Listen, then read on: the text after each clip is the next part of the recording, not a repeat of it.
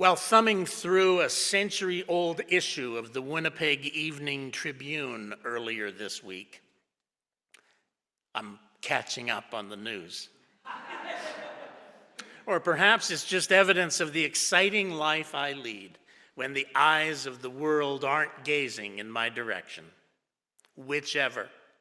I stumbled upon a lengthy commentary by Mary Johnston, an American novelist and women's rights advocate from a rather aristocratic old Virginia family.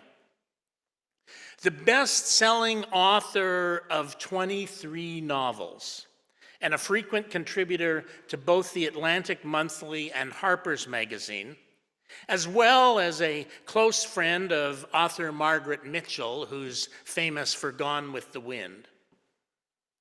Mary Johnston's progressive social views and provocative writing drew the scorn of her conservative neighbors, including the widow of Confederate General Stonewall Jackson.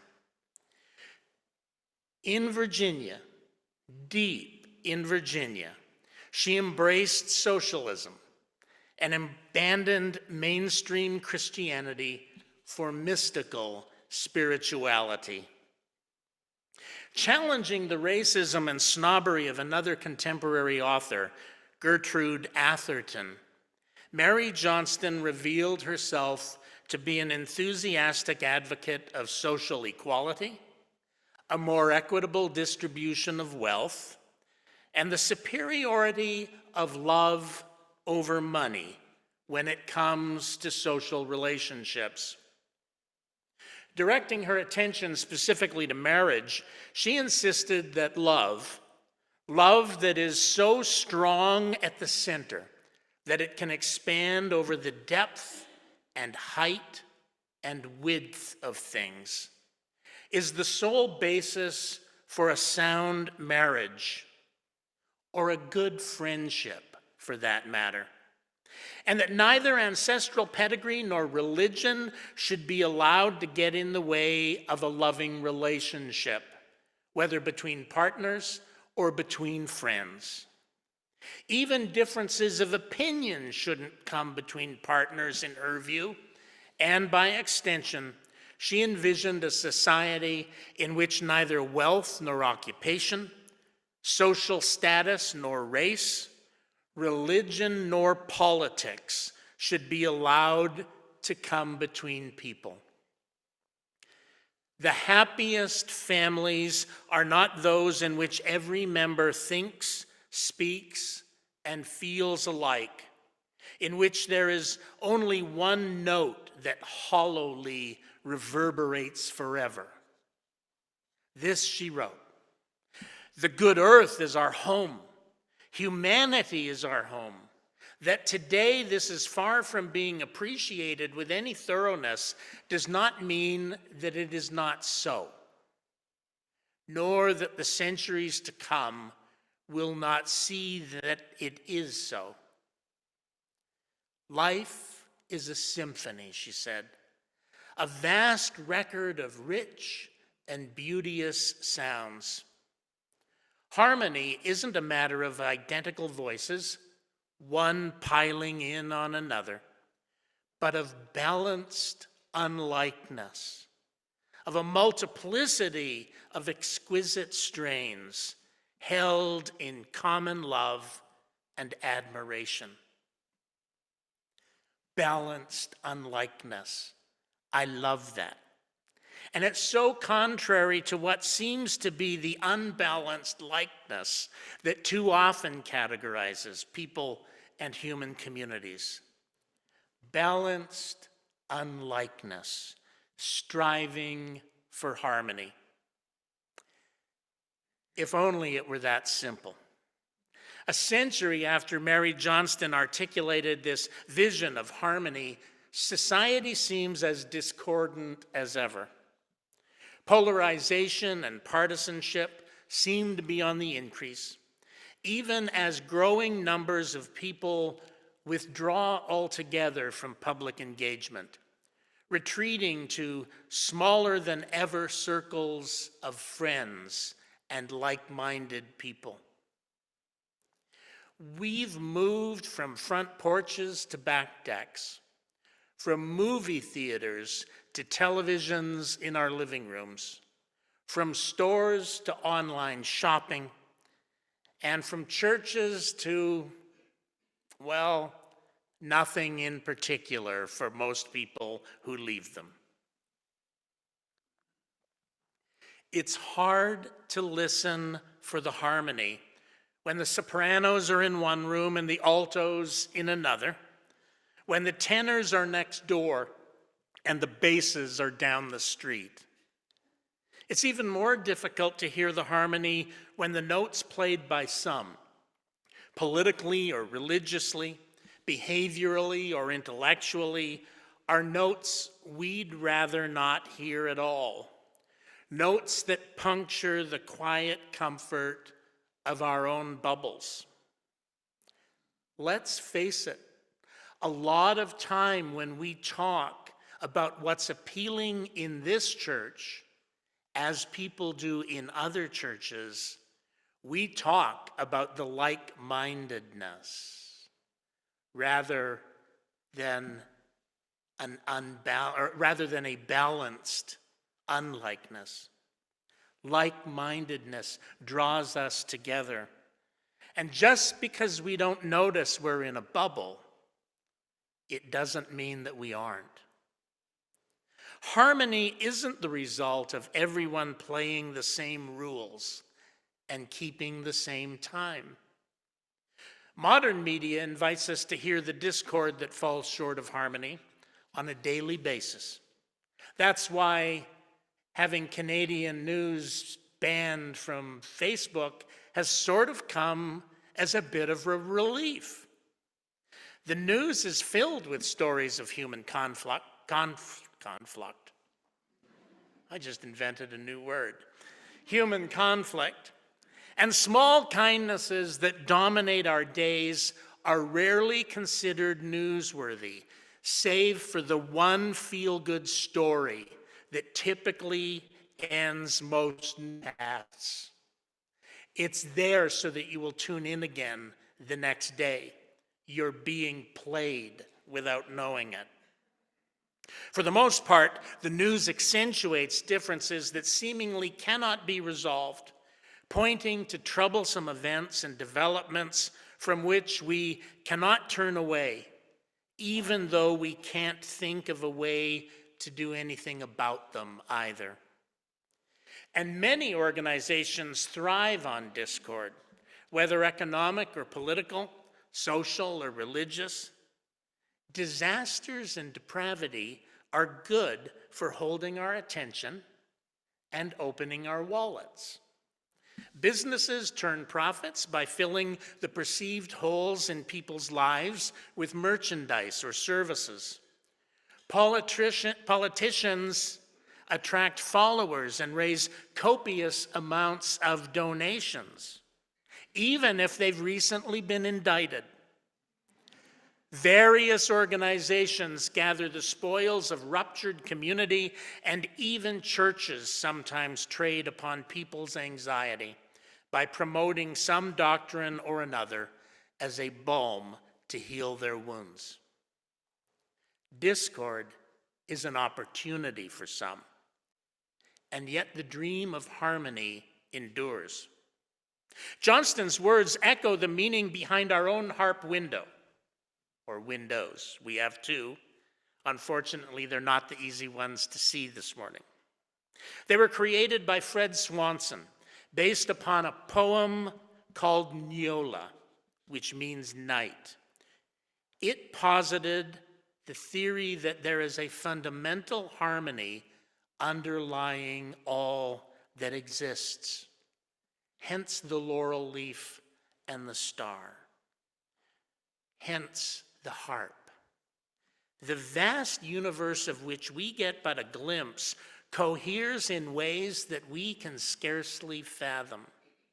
And here on earth, where we stumble along beneath the heavens, there is likewise a harmony of which we are scarcely aware.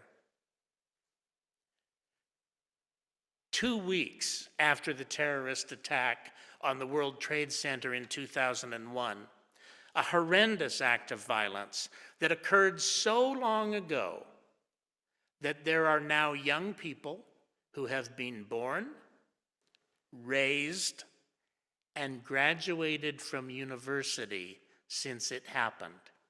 Think about that. That's how long ago it was, and yet it remains vivid in my memory, as I'm sure it is in most of yours. The acclaimed Harvard paleontologist and science commentator Stephen Jay Gould penned an op-ed, which we heard part of, that appeared in the New York Times. It proved to be one of his last writings, since he succumbed to cancer the following spring. By then, Gould had a well-established reputation as one of the era's leading popular scientists, for want of a better term, alongside the likes of Carl Sagan and David Suzuki, among others, having produced several best-selling volumes of popular essays. At a time when people's faith in their fellow human beings had been seriously shaken and mistrust in others swelled, Gould spoke out to caution people against assuming the worst, arguing that the apparent balance between good and evil, which in terms of human behavior he called decency and depravity, still weighed heavily in favor of goodness and decency. This was something that was easy to forget in a time of crisis and confusion. Even at the best times, we can have an unfortunate tendency to magnify the negative, focusing on what is broken rather than what is working, noticing who is acting out rather than who is cooperating, what disappoints us compared to what delights us. Good and kind people outnumber all others by thousands to one, Gould maintained, seeking to restore a sense of calm and comfort when people were anxious and afraid, reassuring everyone that goodness still prevailed, notwithstanding the shocking events that dominated most people's consciousness. This is easier to see in the aftermath of a fire or a hurricane that sweeps through a community and calls upon its people to bind together. For while we call these events acts of God, an interesting turn of phrase, they are acts of nature that we don't attribute moral agency to. It's so much harder when confronted with an act that might actually be described as evil because it's unnatural. Gould was seeking to do so.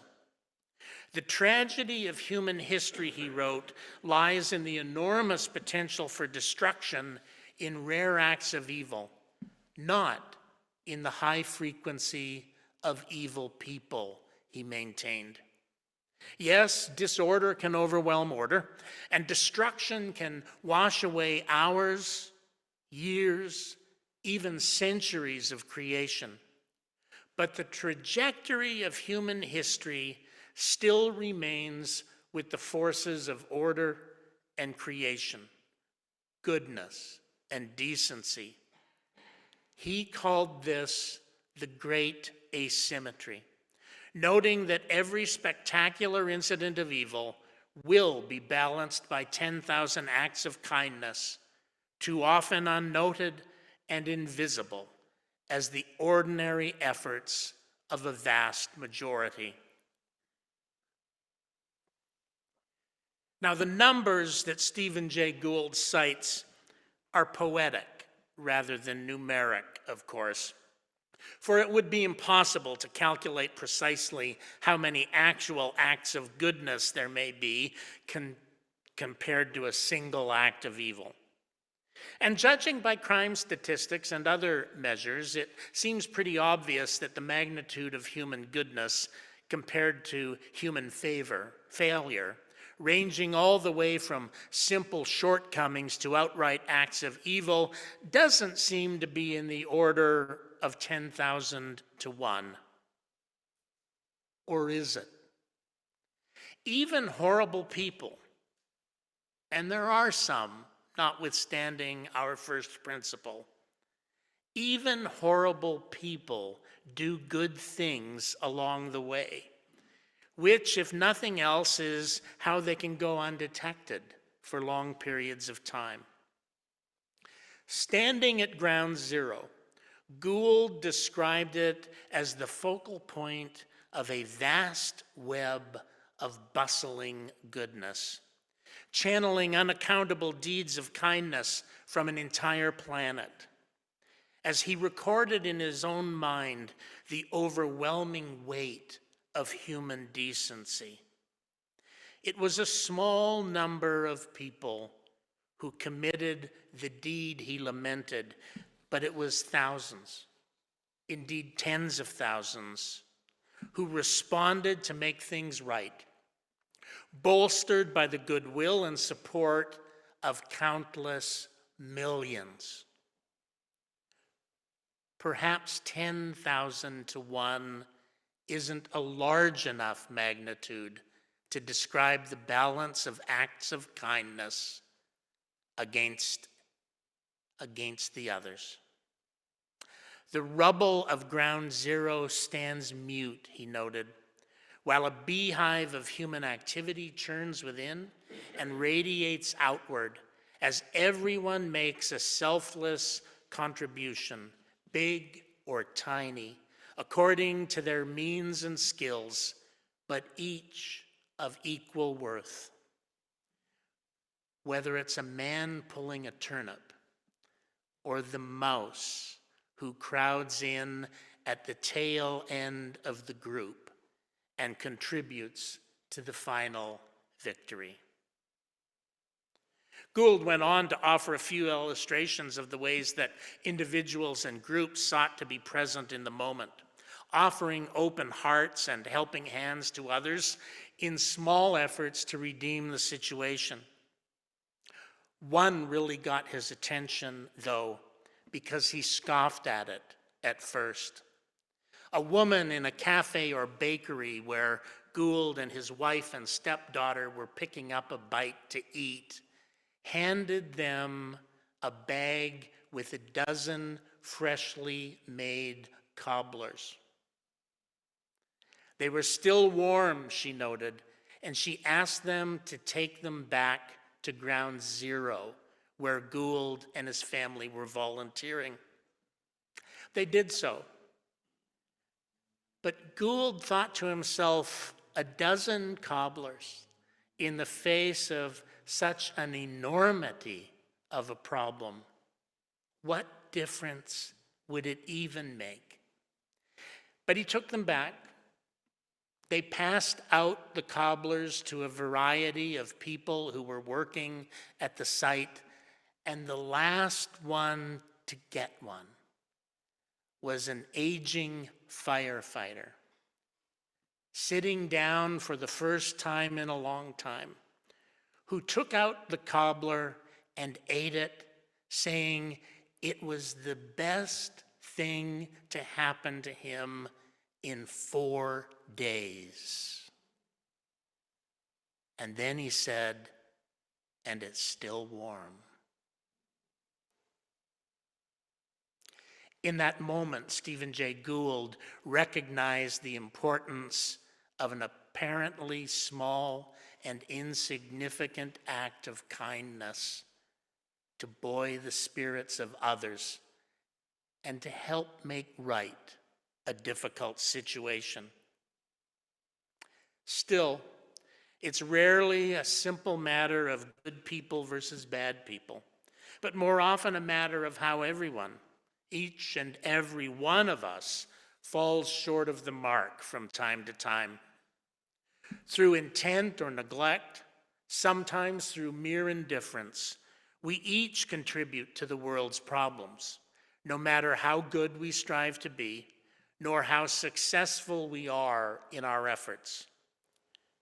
But on balance, there is more goodness in this world than not, evidenced by the fact that at any given time, most of us, the overwhelming majority, would prefer to be alive than not, even though the battle for goodness becomes fatiguing after a while and often less certain. As Dorothy Parker mused in her poem, The Veteran, "When I was young and bold and strong, oh, right was right and wrong was wrong. My plume on high, my flag unfurled, I rode away to right the world. Come out, you dogs, and fight," said I, and wept there was but once to die. But I am old, and good and bad are woven in a crazy plaid. I sit and say the world is so, and he is wise who lets it go. A battle lost, a battle won, the difference is small, my son. Inertia rides and riddles me, the which is called philosophy. Our lives, individually and collectively, are asymmetrical, woven in a crazy plaid or a vast web of bustling goodness. Our acts of kindness may be random, but that doesn't mean they're insignificant. And just as the arc of the moral universe bends towards justice, the great asymmetry tends towards goodness. We have a duty, almost a holy responsibility, declared Stephen Jay Gould, to record and honor the victorious weight of these innumerable little kindnesses when an unprecedented act of evil so threatens to distort our perception of ordinary human behavior. And we need to do so as well when we are dealing with mundane and routine differences of polarization and disregard. It doesn't need to be a dramatic act that we counter. It's the everyday lethargy of being in the world for one another and with one another that we're more often called to remedy with our goodness, with our acts of kindness. You see, it matters where we focus our attention, especially when so much seems to conspire to distract us and distort our perception, so that we can keep our eyes on the greater good that surrounds us, acknowledging that on balance, people are overwhelmingly kind, that this is a good world, and that we are blessed to be alive to enjoy it. Please join in the closing hymn, number 128, For All That Is Our Life.